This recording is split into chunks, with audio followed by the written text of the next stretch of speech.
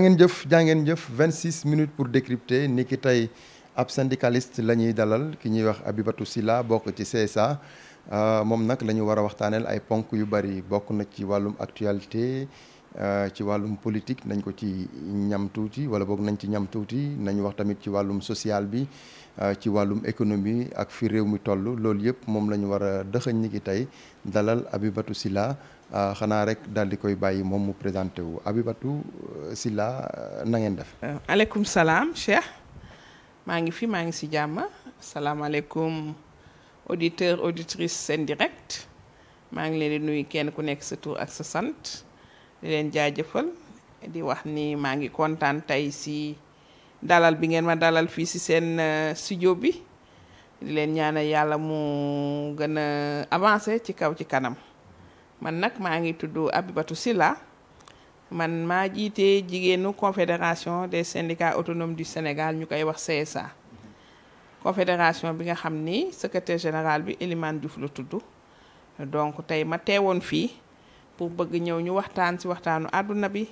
waxtaan ci jamono ji waxtaanu àdduna pour mën a partager mën a gindi sénégalais yi et au-delà des sénégalais l'Afrique le monde pour mën a waxtaan ak ñoom ci li xew ci àdduna nous sommes des femmes syndicalistes dañuy liggéey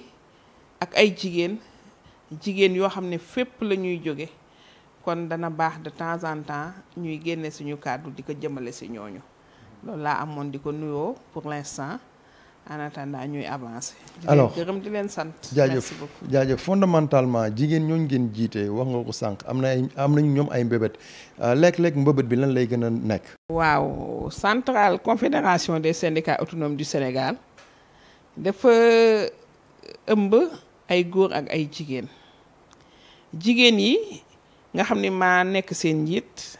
dañu bari ay pàcc dañu bari fu ñu jóge bu ma la waxee am na jigéen ñoo xam ni bokk nañ ci syndicat balekat yi mooy ñi ngay gis boo xëyee ñi ngay gis ñuy bale ci mbedd mi bari na ci ay jigéen bokk nañ CSA ñoom d'ailleurs syndicat bale mbalit mi yépp CSA lañ bokkuñu feneen am na ci jigéen ñoo xam ni ñi ngi ci santé bi secteur santé am na ci jigéen ñoo xam ay jàngalekat lañu am na ci ñoo xam ni dañu am seen ay GIE ñëw bokk CSA ñi ngi ci alphabétisation ñi ngi ci femme maraîcher ñi ngi ci femme éleveur mais également ñi ngi ci femme vendeuse au marché central de poissons plus particulièrement les femmes du marché Joola mooy ñi nga xam ne ñooy jaay géej gi yéet gi foofu te ñu nekkoon ca port ba bi mbir mi amee ñu indi leen teg leen Pikine ñooñu tamit ñëpp CSA la ñu bokk mais CSA bu ma la bëggee misaal am na même fédération des GIE am na des femmes transformatrices à Mbour am na des femmes qui sont dans l'hôtellerie y en a beaucoup am na des femmes qui sont dans l'aviation donc pàcc boo làmb rek CSA jigéen ñaa nga fa nekk nag benn regroupement boo xam ni dañ ko teg syndicat bu nekk sa présidente day ñëw dugg ci biir bu sa présidente ñëwee dañuy daal di àndandoo ñu boole mbooloom présidente yi ñu daal di def ce qu'on appelle le bureau bi ñoo ko tënk donc ñooñu dañuy liggéeyal ku ci nekk nag ak sa domaine bare nañu ay jafe-jafe naa ni jafe-jafe yi bu weesoo jafe-jafe àddina bii muy jigéenu femme syndicale d'abord dañu am des problèmes de manque de formation bi parce que ñoom ñoo ëpp ci syndicat yi boo wootee tey jigéen ñi ngay gis mu ñooy ëpp mais la ñu war a am ca syndicat ba amuñu ko fa ñu war a toog ca syndicat ba tooguñu fa parce que dañu amul formation syndicale. moom mooy instance de décision yi. très bien. amuñu foofu barewuñ fa bokk ndax amuñu foofu da ngay nier parce que man maa ngi nii jigéen laa te maa ngi diriger mais dañu jàngul dañu amul ku leen dimbale ku leen teg ci yoon. ñun nag ñu ni 2016 bi ñu yàlla tegee ci bopp jigéen ñi ba tey suñu credo mooy aller ensemble ne laisser personne en rade doo bàyyi kenn ba tax na ci loolu la ñuy def ay formation def nañu beaucoup de types de formation pour jigéen ñi d'abord la communication ndax nit ki bu ñëwee ci mbooloo boo ko jàngalul nu muy waxee du xam lu muy wax boo ko waxul yow lii nga war a wax te nii nga ko war a waxee wax ji du leer kon façon formation à la base yooyu la ñuy def mais dañ ci dugal un système d'autonomisation des femmes. mooy ñu mën a demal seen bopp. pour jigéen ñi mën a demal seen bopp. ok dama la si jox tuuti firnde am nañu ay jigéen qui sont des femmes rurales qui sont derrière Bambey dans un village qui s'appelle Mbokhodane jigéen ñooñu dañu commencé woon financement 100 000 francs ñu ubbi seeni nat di def bu ñu kii woon sax dinaa la won image ñuy dem ñuy nat di def di nat ñu dem ba nga xam ni appui bi ñu leen doon jox dañoo dem ba nga xam ne léegi ñu ne ñoom dañu bëgg ay formation CSA am partenaire bu nekk France mu dimbale ko ñu tabaxal leen une classe d'alphabétisation ñu leen alphabétiser en sérère ñu def ba ñoom seen bopp revenu yi am ñoo tabaxaat beneen classe xam nga ñu am ñaari classe d'alphabétisation bi yàlla tegee defee man ma ñëw nekk présidente ñu dem visiter leen ñu toog xool ñu ne ñii kat comme jàng nañu mën nañu bind mën nañu compter mën nañu wàññi ci séeréer kon nañ leen wutal métier ñu defal leen formation en teinture benn ancienne présidente mouvement des femmes madame Diouf Fama la ñu woo mu ñëw dem formation professionnelle wut ay nit ñu ñëw à Diourbel à Bambey ñu ñëw defal leen formation en teinture man sama bopp bi ñu paree cadeau bi ñu ma jox muy drap boo xam ne ñoom ñoo ko cuubal seen bopp bu ànd ak njëgënaay. moom mooy femme yu nekk femmes yi nekk Mbokhodane. ci ginnaaw bi loolu jeexee femmes yooyu pareeguñu parce que du Mbokhodane kese parce que am na tam Ngeer Baabu derrière Kaolack benn village bu nekk foofu tamit defal na leen alphabétisation di leen jàppale mais également am na tam ay femmes yoo xam ni des femmes rurales des femmes éleveurs qui sont derrière Louga dans les villages parce que on a un syndicat le syndicat de la nouvelle génération des éleveurs du Sénégal mu am fa ay femmes yoo xam ni dañ leen jàppale ñoom tamit en alphabétisation mais Mbokhodane gi nga xam ni foofu la ñu gën a def suñu doole bi ñu demee ba ñu def formation en teinture ñu ne loolu doyul ñoom bi ñu demee ñu jox ñu seen mbëbët ni ñoom dañoo bëgg moulin à mil parce que ñoom dañuy dem ñaari village ñetti village dem di fa wali ñu ngi walee Toucar. voilà xam naa boor yooyu. léegi toujours avec l'appui de notre partenaire n'est-ce pas européen mën nañ ko sax tudd waa CGT France n'est-ce pas ñu ñëw wutal leen tamit machine à mil léegi village environnant yëpp léegi si ñoom la ñuy ñëw ku wal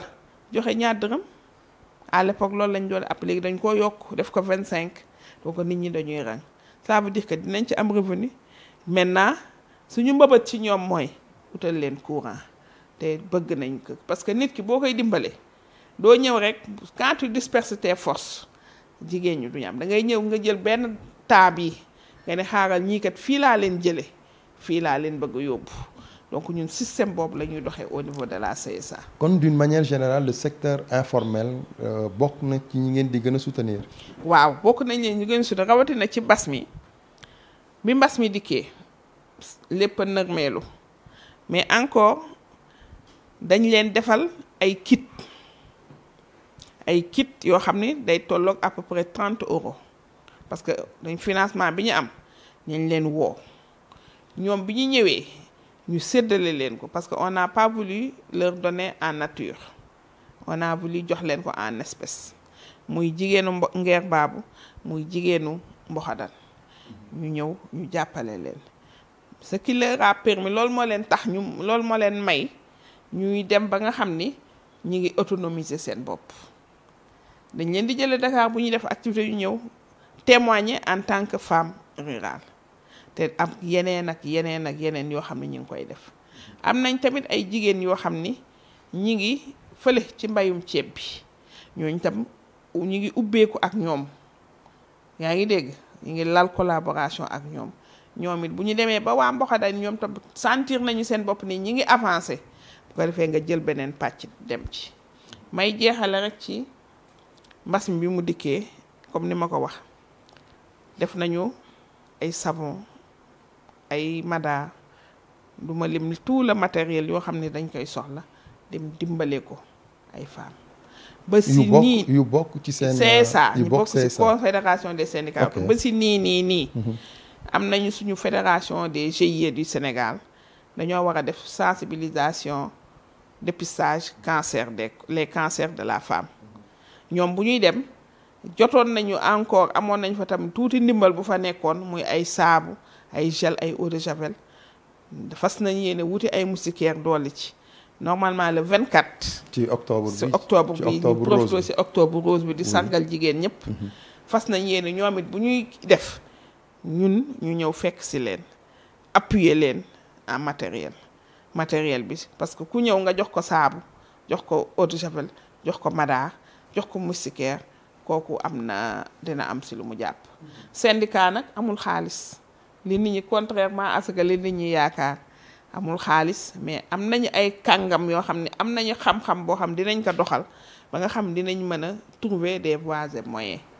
waaw loolu daal la amoon pour l'instant. di ko partager pour les femmes de la CSA. alors madame Sow avant ñuy boucler chapitre jigéen ñi ñu wax ci benn fait boo xam ne fan yi daanaka moom moo xaw a lëmbee réew mi muy avortement médicalisé maanaam yàq biir koo xam ne xëy na nit ki dafay am assistance ci wàllum waa kër docteur yow tey suñ la doon laaj sa xalaat ci mbir mi ban gis-gis nga ci am. Cheikh avortement médicalisé dëgg la ñu ngi ciy wax te du tey lañ ci commencé di wax nous en tant que intellectuels on a participé à plusieurs bokk nañ ci ay waxtaan yu bëri ci waxu avortement médicalisé fii ci Sénégal des autorités dem nañu participer à des rencontres internationales pour parler de cela. Maintenant, le Sénégal est un pays de droit. Le Sénégal est un pays laïque. Ça, il faut que nous disions. Et que dans une politique santé, maa ngi fàttaliku amoon na fi planification familiale nit ñi wax ci lu ne mais gis nañ ci ay bénéfices lii tamit muy avortement médicalisé bii ñëw nit ñaa ngi koy jàngat nit ñaa ngi koy seetlu man sax am na ay publicité yu ma dégg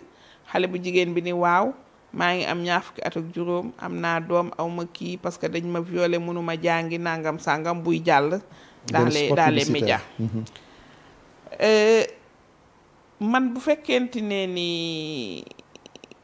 sama avis laay wax man je ne suis pas pour l'avortement médicalisé. Je ne suis pas pour peut-être que xëy na am na ñoo xam ni gis nañ ci seen njëriñ parce que li ñuy wax moi je lutte beaucoup contre les violences damay xeexal jigéen lépp luy violence lépp luy harcèlement que ce soit en milieu de travail que ce soit violence scolaire ci loolu laa gën a mëne mais selon sama gëm-gëm sama diine mayuma ma accepter loolu. En tant que jigéen su fekkee tey dañuy wax côté genre bi est-ce que par exemple tey mënuñu d'accord koo xamante ne inceste la amee wala ñu sàkk ko ci noo xamante ne xamul ñan ñoo neexu ko xamul ñan ñoo ko def est-ce que yow mënoo may ñooñu benn faveur ñu defal leen loolu wala da ngay gis ne loolu day yàq société bi wala ban njàngat nga ci am exactement. Bon, tel que expliqué par le personnel de la santé ni ko personnel de la santé waxee am na lu xel mën a nangu je le dis honnêtement en toute honnêteté am na lu xel mën a nangu mooy am na yenn situation yoo xam fekkenti ne ni bakkanu yaay ji da cee nar a des mën nañ ko defal avortement médicalisé ça je suis d'accord mais est-ce que dinañ am dëgg gi bu mën a xam ni xale bii kat violé nañ ko donc dañ ko war a defal avortement médicalisé en tout cas c'est une question boo xam ni elle est très douloureuse elle est très sensible et que dëgg la on travaille beaucoup pour l'éducation des filles dañuy liggéey bu baax pour le développement de la femme sénégalaise mais c'est une question encore qui peut se retourner contre nous. yow exactement say crainte lan nga ciy ragal. ragal bi mooy nit ñi def ko yoonu tool loolu laa ciy ragal. mooy. nit ñi def ko yoonu tool ku jóge fële ëmb sa ëmb nga ñëw ni dañ maa violé wala ki ma ëmbal sama nijaay la wala sama papa la ñun la kaay ñu dindi ëmb bi. mais est-ce que su boobaa ay bakkan la ñuy rey nag est-ce que duñ su boobaa duñ laaj ay nuñ koy waxee ay preuve ngir mën a xam ne kii li muy wax dëgg la wala du dëgg pour ñu bañ ko def. waaw je suis sûr que les professionnels moom bu fekkente ne loolu demoon na ba muy am dinañ ko encadrer ba nga xam ni du am yenn dérives yi mais man personnellement encore une fois compte tenu de ma religion et je le répète compte tenu de ma religion franchement je ne peux pas l'accepter pour l'instant. alors ñu wax ci beneen ponk moom mooy le 30 septembre bi ñu génn CSA amoon benn marche bu mag bu ñu defee woon place de la nation ñu gën ko xam ci place de l'obélisque wutali triangle sud fi nga xam ne moom mooy mur de lamentation daanaka mën nañ ne foofu la ñuy bejji naqaru waa Sénégal yëpp xaw ma lan moo tax choix bi ñuy defee foofu d'abord point de chute manifestation yi xaw ma ndax da ngeen di bëgg waa RTS gis leen jël leen ngeen ñu xam lan moo xew tey soo amoon bilan boo ñuy defal tey ci marche boobu ndax cheraayu yenn produits yi maanaam li ñuy lekk li ñuy naan ndox meeg courant ak yeneen ñuy jëfandikoo d'une manière générale bilan bi tey soo amoon pour wax ñu defal ñu ko lan nga ñuy wax. waaw Cheikh laaj nga ma lu ma neex parce que le 30 septembre moom ça reste encore mi ngi encore ci bopp nit sénégalais yi mi ngi ci bopp sénégalais yi parce que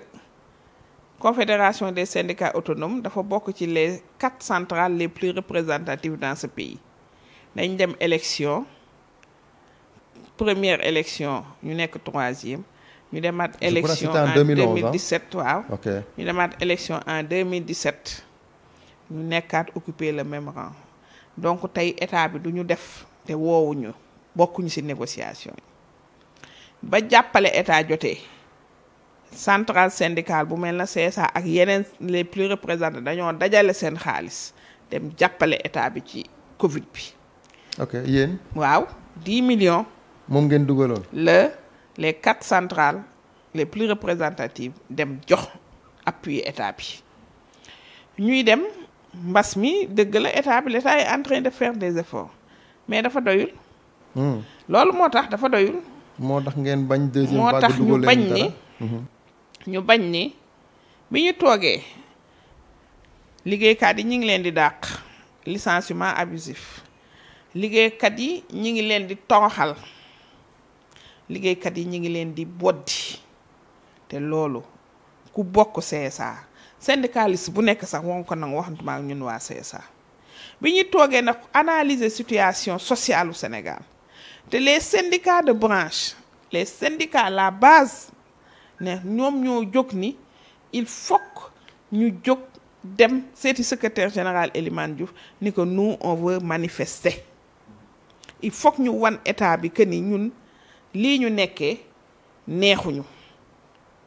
ku mel na waa fële ñi nekk ci zircon ba ñooñu dañoo jóge ba Thiès ñëw ci marché bi ñi les travailleurs ouvriers yi nekk foofu dañoo ñëw si marché parce que dañ ci gis seen bopp am na ay syndicats yoo xam daawoo leen dégg ku mel na waa agence de construction des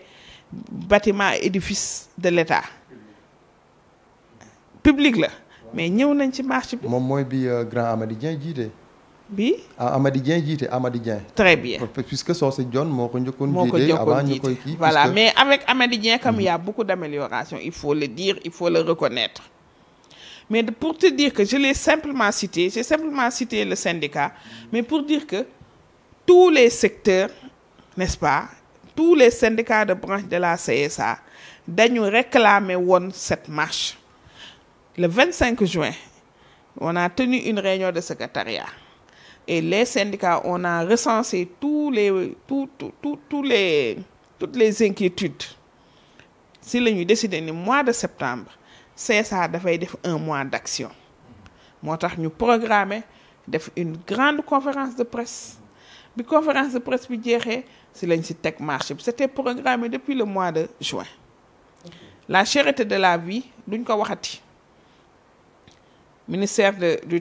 du commerce génne na les nouveaux prix mais peut-être que léegi ils sont en train de baisser mais jusqu'à l'époque où nous faisions notre marche les prix étaient encore élevés. toujours commerçants yi wàññi wuñu. parce que ñoom waxu stock lañ doon wax. soo waxee ñu ne seen stock jeexagul il faut ñu xaar ba après. Cheikh. wala loolu dañuy war bénéfice rek. ñun ñëpp ay sénégalais lañu. tey bu ñu waxoon tey wàññi yokk nañu telle chose tey ñoom dañuy yokk ci saa si kon bu ñu waxee wàññeen dañoo war a wàññi en tant que sénégalais bu fekkee gëm nañu ñoom ministère du commerce. waaw mais ñoom tamit xam nga jënde lu cher jaayee lu yomb tamit. ñoom bénéfice mais état bi def na ay efforts dans ce sens avec le ministère du commerce. nga yaakaar. mais moom ñoom ñoo waxtaan ak commerçant yi ñoo waxtaan ak seeni wax leen ñu génnee les nouveaux prix pourquoi les autres commerçants duñ ko appliquer wuñ ko. loolu bokk na ci li gën a metti nit ñi. oui mais est-ce que tamit nekkul par exemple ministère du commerce daf leen di jéem a imposer yenn nii ci période boo xam ne seen stock jeexagul. kooku ñoom avec leurs représentants parce que ils ont des représentants les commerçants nañ dem discuter ak ministère du commerce nous sommes des consommateurs et la population la masse bii dem di jëndi ku la suukar kooku liñ ko wax loolu la xam te loolu la war a jënd à mon avis loolu bokk na ci li CSA doon ñaxtu bokk na ci li CSA doon wax ñaxtu le secteur de l'aviation le secteur de l'hôtellerie le secteur de la restauration dàq nañ fa licencier nañ fa ay nit ñu bëri am na si ñoo xam ne SMS lañ leen licencier déggoon ngeen ko fii donc yooyu yëpp la CSA boole tàng xol bu tàng bi travailleurs yi am loolu la doon manifester maintenant itinéraire bi parce que yaa ngi ko doon junj léegi itinéraire bi c'était juste un choix mënoon nañu comme suñu siège parcelle la bu lu neexoon ñu dem terrain ACAPES mais on s'est dit que ni nañ jóge Obélisque dem RTS pas pour que la RTS nous filme parce que la RTS seulement n'est pas un média vous avez vu on a eu beaucoup de médias kon je pense que c'était juste un choix et les gens nit ñi ñoo d'accord ci choix bi donc ñu jógee Obélisque daal di dem ba pare Obélisque léegi dafa rafet. xam nga mooy dem nag mooy marche nag da ngay marche fu xam nga. waaw mais moom man kay constat bi mooy point de départ bi chaque jour foofu la point de chute bi RTS pour dem ci grille yi après nit ñi xool leen xam li ngeen di def pour waa RTS tamit yëg pas pour ñoom ñu filmer leen puisque d'habitude dañ koy def mais bariwul li ñuy filmer yenn marché ak opposition yi loolu aussi loolu moom beneen débat la. waaye RTS daal li ma ci bëgg a xam mooy.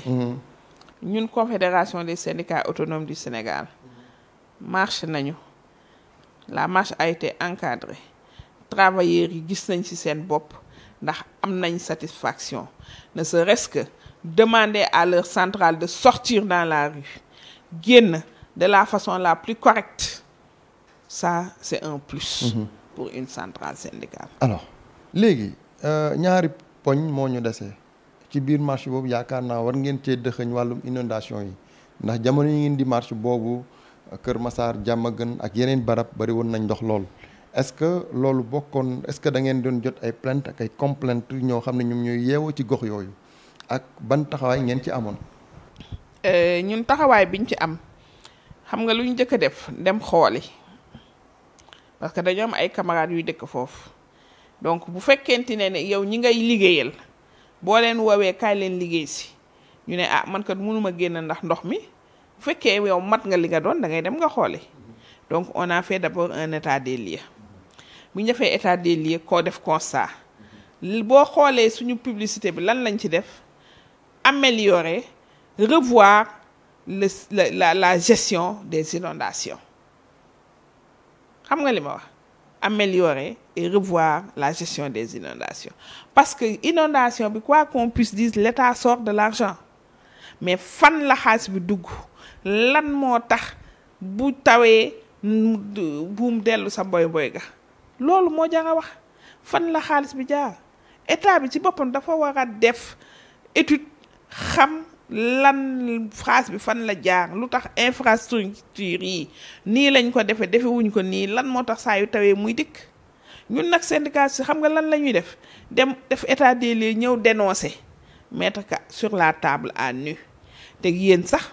vous avez senti à un moment donné que le ministre des collectivités territoriales qui avait à l'époque géré les inondations s'est senti menacé parce que nag nit ñi ku gis nen ni nen a ngi yaa ni def nga fi tant de milliards yooyu anamu tey mi ngi nii pour dire Dakar ci boppam moo am problème ñun suñu siège bopp bu tawee ndox doo fa mën a jàll. waaw mais est-ce que tamit yéen da ngeen di nangu thèse yi ñuy wax ne ci xur la nit ñi dëkk est-ce que nit ñi ci xur lañ dëkk wala xaalis bi dañ ko dugal fi ñu ko warul dugal lan la ci. Vous savez dëgg la samay at bare na barewul yàgg naa Dakar yàgguma Dakar ndax man Ndar laa dëkk mais am na ñoo xam ne dañ la daan wax naan la boo demee Poste Thiaroye lañ la daan wax naan yaa ngi dem ci toolu supame yi donc derrière ay tool a fa nekkoon tey boo demee yëpp c'est des bâtiments des immeubles donc nit ñi tamit aménagement bi buñ ko xoolul li ñuy dem fekk ci ay sites yoo xam ni yoonu ndox la woon mais ndox mi bu parce que quand même il faut reconnaître que Sénégal yàgg na am sécheresse amoon na fi donc pendant sécheresse la nit ñi dem dëkk léegi nag bi ñu dëkkee affaire bi wëlbatiku dina mais cela ne dédouane pas l'État parce que ñoom ñoo joxe nit ñi dëkk ñoom ñoo war a defar tali ak yoon ñoom ñoo war a génne caniveau ñoom ñoo war a sàkkal ndox mi yoon bu mu jaar. et que l'État est une continuité. loolu lay wax nii. dégg nga li ma la wax soo waxee dañ lay ne ñun waa APR ñoo ko fi def PDS jaar na fi. PS jaar na fi Senghor entre autres. dégg nga li ma la wax dañ la daan naan ginnaaw Caaroy ay tool la woon waaye léegi nit ña fa dëkk xam nga kooku du APR xam nga kooku du Macky Sall yàgg na fi donc loolu c'est des zones par exemple am na zone bi ñuy wax Faysal foofu un peu vers Cambérène mais foofu tout le temps day am ndox tout le temps day am yoon. loolu ça ne date pas d'aujourd'hui donc c'est un problème d'aménagement c'est un problème de structuration comment faire habiter les gens dans de bonnes conditions exemple jaxaay dama la koy fàttali fii lañ ci fàq ni dañuy créer jaxaay mais jaxaay day inondé et il y a un exemple comme ça qu'est-ce qu'il faut faire il faut ñu xool fan la ñuy attribuer nan lañ koy attribuer ak booy tabax di yokk nga xool fan la yoonu ndox bi di génne. ak normes yi aussi. loolu la ak normes yi moo tax normes de construction yi. réaménagement restructuration. c'est ça c'est ça. alors poñ bi ñuy mujjeel moom mooy wàllum éducation école ubbi na yow en tant qu'enseignante foog naa gëj nga ci classe yi su ma juumul da nga ne depuis 2011 xaw ma 2016. alors fi école bi toll fi niveau bi toll ak fi njàngale mi toll tey. ubbiwaat nañ beneen année académique pardon 2021 war a jàpp 2022 ñu gis ne enseignants yi ñoom commencé nañu li nga xam ne moom mooy école ni ki alterné gi élèves yi nag war a ñëw suba ci alxames gi oui alxames jeudi waaw tey en tant qu'enseignant ban regard ngay am wala enseignante pardon ban regard ngay am ci année académique bi puisque am na ñu ne ubbi tey jàng tey slogan boobu yàgg nañ koy dégg ñii ne ubbi tey jàng weer bu dee am na tey benn yéenekaay bu ko xëy ne ubbi tey grève ëllëg wala weer bu dee situation boobu suñ ci tollee ak fi réew mi toll ak fi jamono toll tamit tey soo amoon lay xelal njiit yi ñi ŋànk wàllum njàng ak njàng lan nga leen di wax. waaw Cheikh yaa ngi may dugal sama domaine moom. domaine de prédilection. En tant qu'actrice de l'éducation école ubbi na le 11 démb pour les enseignants le personnel enseignant man démb sama syndicat de branche waa SUDES woon nañ ma ni mi ñi ngi dans les zones des parcelles man leen non na recep bu leen toog ci zone parcelle dem leen Kër Massar dem leen Guédiawaye dem leen ngeen xoole écoles yi ndaxte est-ce que écoles yi tey waxuma la élèves yi de ñëwaguñu est-ce que enseignants yi mën nañ dugg ci écoles yi école yaa ngi nii fii Dakar man sama école doom bi ma demee di inscrire le 4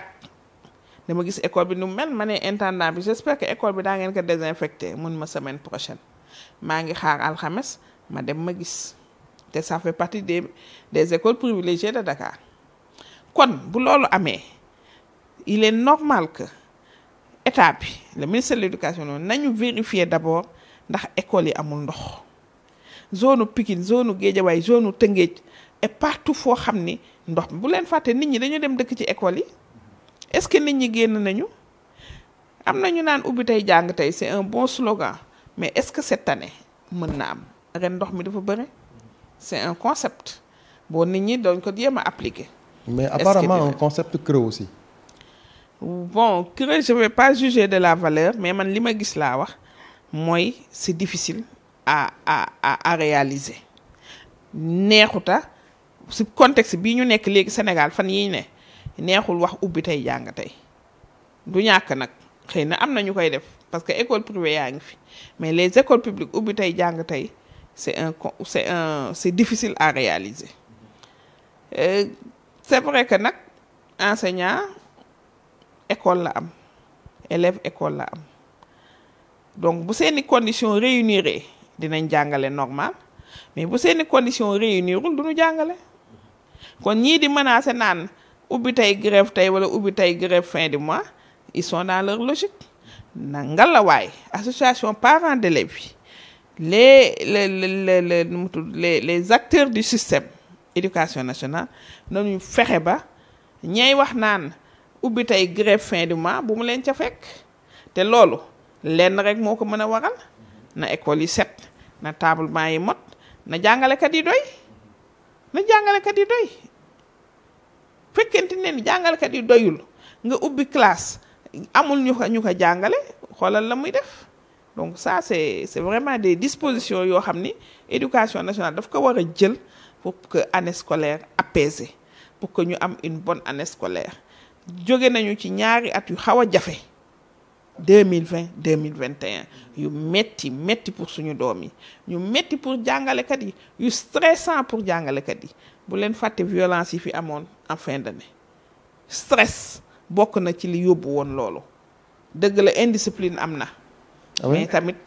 stress bokk na ci indiscipline au niveau maanaam élèves yi doon def c'est les actes de vandalisme là indiscipline am na ci mais tamit stress bokk na ci. alors amoon na benn vidéo wala ay vidéo sax yu xawoon wër Dakar je crois benn CM bu nekkoon fii la woon Dalifort ñu gisoon école tëj xale yi di xotti seen CM1 waa di xotti kay ñii di teg ak Fuuta situation bu mel noonu lan moo koy gën di waral. li ko waral mooy comme ni ñu wax rek manque de civisme xam nga léegi maa ngi koy junj indiscipline c'est vrai que xale yi dañoo indiscipliné weesuwul di jàngi doo sol sa tenue wala sa blouse da ngay dem ba ca buntu école ba nga sol ko xam nga loolu lan la indi manque d'éducation à la base parce que yow bu dee élève nga waroo rus sol sa tenue même bu dee mag nga da nga war a sol sa tenue parce que loolu mooy sa identité yow loolu moo lay sàmm yow loolu moo lay aar donc manque d'éducation à la citoyenneté la dañu war a delloo retour aux valeurs delluwaat ci yar bu njëkk ba muy ci famille bi muy ci école bi gis nga fi élève bu xoj profam bu jigéen à Kébémer son prof de philo gis ngañ fi élèves yoo xam dañoo teg puso di xaar prof bi toog ci yooyu yëpp gis nañ fi université élève bu fuqati micro professeur am yëpp c'est des cas de manque de civisme d'indiscipline notoire. léegi fi ñu koy daanalee madame Sow mooy abri provisoire yi sànq ba léegi xëy na ñu ngi wax ci élèves yi nekk en milieu urbain mais suñ demee ba ci milieu rural bi beneen réalité la ñuy gis est-ce que tey fi jamono toll war nañu tegal ay élèves ay mbaar est-ce que fi jamono toll war nañu teg ay sàkket ay élèves di si jàngee loolu ban xeex la ci CSA def wala fas yéenee def. waaw les abris provisoires moom comme niñ koy waxee loolu moom c'est une honte pour un système gàcce la c'est vrai que ministère de l'éducation nationale def na ay jéego yu bëri dama koy wax parce que quand même dama bokk ci système bi def na ay jéego yu bëri mais des na classe les abris provisoires moom dafa war a dañ te le Sénégal duggoon na ci benn stratégie boo xam ni de résorption des abris provisoires mais nag am na ba tey en zone rurale même en zone semi-rurale peut-être que dans les communes doo ko gis mais semi-rurale booy génn rek du ñàkk nga gis ko bu demal Kolda demal Kunkande qui sont des communes di nga fa gis yooyu CSA nag taxawaay bi mu ci am mooy CSA dafa am ay syndicat jàngalekat yu nekk biir CSA du benn du ñaar du ñett CSA mooy dajale syndicat jàngalekat yooyu ñu def ce qu'on appelle une fédération des syndicats d'enseignants ñi ngi siy liggéey docteur Amadou Diaw ne secrétaire général bu SUDES moom lañ ko dénk pour mu mën a teg loolu sur place c'est-à-dire yow jàngalekat bi nekk élémentaire ki nekk préscolaire ki nekk moyen secondaire ki nekk dañ leen di boole ñu def benn fédération ñu ne CSA kat comme ni ñuy defaree GIE yi nga boole 5 GIE defar benn fédération la même chose que loolu la CSA di liggéey pour que jàngalekat yi nekk CSA wuyoo CSA bëgg nekk benn ñu ngi ciy liggéey te bu yàggul dara xam naa ne incha allah ci rentrée bi dinañ am lu ñu def daa ngeen gis ni CSA mi ngi def ay jéego dinañ wax ci rentrée scolaire bi dinañ wax ci situation prévenir parce que ñun li ñu gënal ñun du ñu toog ba mu ni këtt ni joon nañu wax dañuy def ce qu'on appelle la prévention dañuy yëglu dañuy yëgle dinañ jàkkaarloo ak presse bi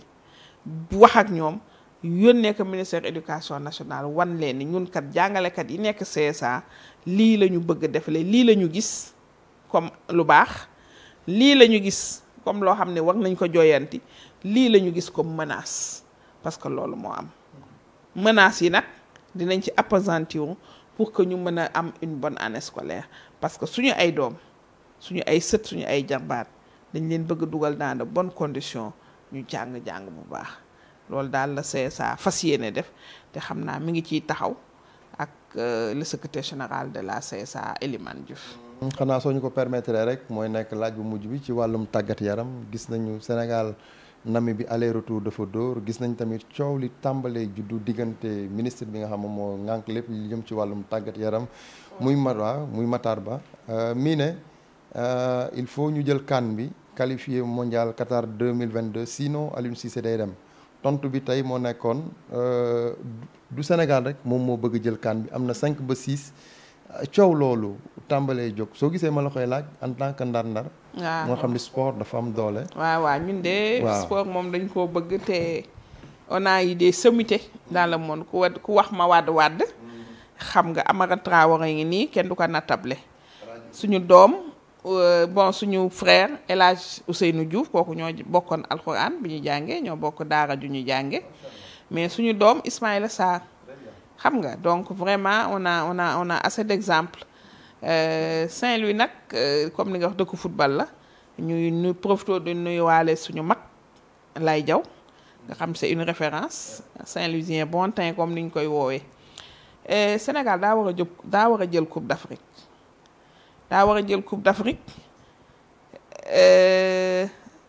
waaj bi yàgg na song yi bare na da ngay song dem ba ñëpp ni waaw ñu taxaw maintenant